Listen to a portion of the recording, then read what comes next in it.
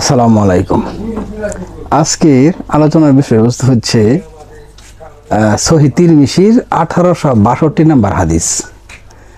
তো আমি সবসময় যখন কোনো হাদিস নিয়ে কথা বলি আর কি, বিশেষ করে সেই সমস্ত হাদিস যে হাদিসগুলা কোরআনের সাথে ডাইরেক্ট সংঘর্ষ করে, ডাইরেক্ট কোরআনের বিরুদ্ধে যায়, ওই সমস্ত হাদিস নিয়ে যখন কথা বলি তখন আমি ভেতর থেকে কিছুটা উত্তেজনা বোধ করি। তার কারণ এই দেশে হাদিসের বিরুদ্ধে কথা কওয়া অনেক কঠিন কাজ।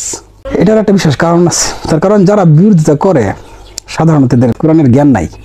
ওই যে হুজুর কি বলছে শুরু থেকে হইনা হইনা আইছে, ওই তালুয়াই পড়ে থাকে। যখনই ওই হুজুরের কথার বিরুদ্ধে কোনো কথা যায় অমৃতি তাদের তেলে বেগুনে জ্বলে ওঠে, মনে করে যে আয়া করছে ইসলামের দুশ্মন, ইহুদি খ্রিস্টানের দালাল।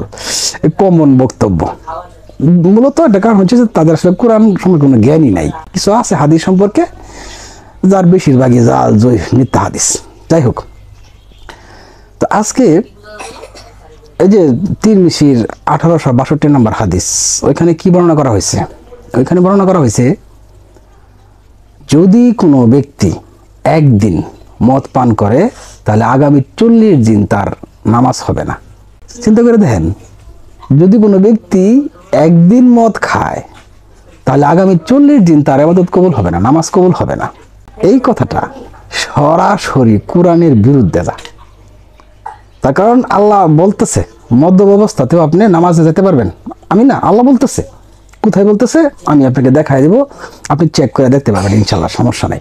এই মূল জিনিসটা বোঝার আগে আপনাকে বুঝতে হবে যে আল্লাহ তাআলা মদ সম্পর্কে তার ঐশী গ্রন্থে কি বলছেন।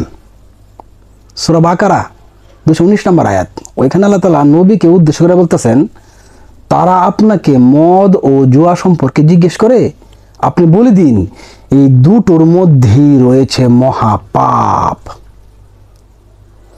তারা আপনাকে মদ ও জুয়া সম্পর্কে জিজ্ঞেস করে, আপনি বলে দিন এই দুটোর মধ্যেই রয়েছে মহাপাপ।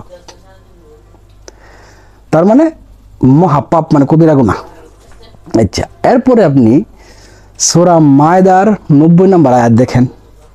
ওইখানে আল্লাহ তাআলা মুমিনদেরকে উদ্দেশ্য করে বলতেছেন যে হে মুমিনগণ, নিশ্চয়ই মদ, জুয়া, বেদী, প্রতিমা এবং ভাগ্য নির্ণায়ক তীরসমূহ নাপাক শয়তানের কাজ। অতএব তোমরা তাহা হইতে বিরত থাকো, তাতে করে তোমরা সফল কাম হইতে পারো। স্পষ্ট, আল্লাহ তাআলা স্পষ্ট করে দিচ্ছেন যে মদ, জুয়া বা অন্যান্য যে বিষয়গুলো আল্লাহ তাআলা বলছেন এগুলা নাপাক শয়তানের কাজ, এবং আমরা যেন উহা হইতে বিরত থাকি সফল কাম হওয়ার স্বার্থে। এরপর এই একই সূরার অর্থাৎ সূরা মায়দার 91 নম্বর আয়াতে আল্লাহ তাআলা বলতেছেন, হে মুমিনগণ, নিশ্চয়ই শয়তান মদ এবং জুয়ার দ্বারা তোমাদের পরস্পরের মধ্যে হিংসা, বিদ্বেষ এবং শত্রুতা সৃষ্টি করে এবং সালাত হইতে বিরত রাখে। অতএব তোমরা কি উহা হইতে বিরত থাকবে না?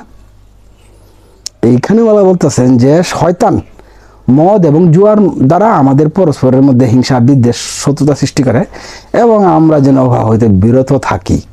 তার মানে কি 90 নম্বর আয়াত 91 নম্বর আয়াতে আল্লাহ প্রায় একই কথা বলতেছেন যে এগুলা খারাপ, ভালো না, মদ খাওয়া ভালো না, মদ ভালো জিনিস না, এটা হারাম। এটা থেকে যেন আমরা বিরত থাকি যাতে করে আমরা সফল কাম হইতে পারি। এরপরে আপনি দেখেন সূরা নিসা আয়াত 43-এর প্রথম অংশ আল্লাহ তাআলা কি বলতেছেন, হে মুমিনগণ, তোমরা নেশাগ্রস্ত অবস্থায় সালাতের নিকটবর্তী হইও না ততক্ষণ পর্যন্ত যতক্ষণ না তোমরা কি বলতেছো যদি তোমরা তা না বুঝো।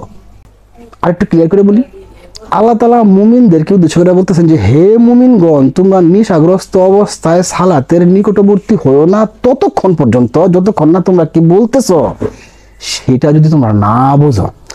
অর্থাৎ একটা নেশাগ্রস্ত লোককে আল্লাহ তাআলা নামাজের নিকটবর্তী হইতে নিষেধ করতেছেন ততক্ষণ পর্যন্ত।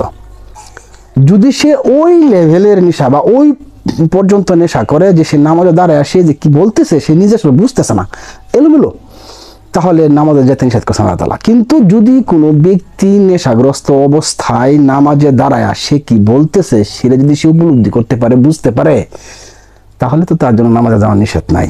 এই আয়াতে তো এটাই বলতেছে নাকি। আমি আরেকবারও বলি, হে মুমিনগণ, তোমরা নেশাগ্রস্ত অবস্থায় সালাতের নিকটবর্তী হও না ততক্ষণ পর্যন্ত যতক্ষণ না তোমরা কি বলতেছো যদি তোমরা না বুঝো। নামাজে দাঁড়ায় সে কি বলতেছে সে যদি এটা না বুঝে তাহলে তাকে সালাতের নিকটবর্তী হতে নিষেধ করছেন।